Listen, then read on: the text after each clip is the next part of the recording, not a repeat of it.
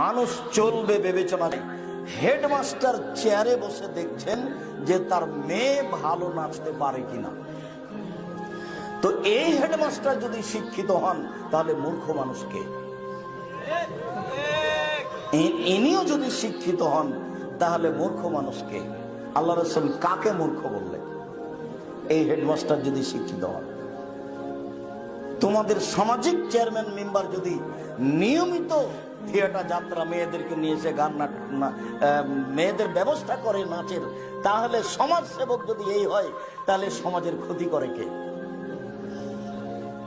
এই যদি সমাজ সেবক হয়, এই চেয়ারম্যান মেম্বারই যদি সমাজ সেবক হয় তাহলে সমাজের ক্ষতি করে কে?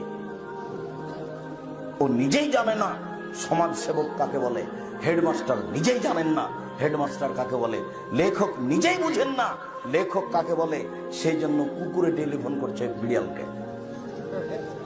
তার মানে গোটা বই পশু দিয়ে লেখা আছে, মানুষ দিয়ে নেই। গোটা বই দেখেন ওভাবে লেখা আছে।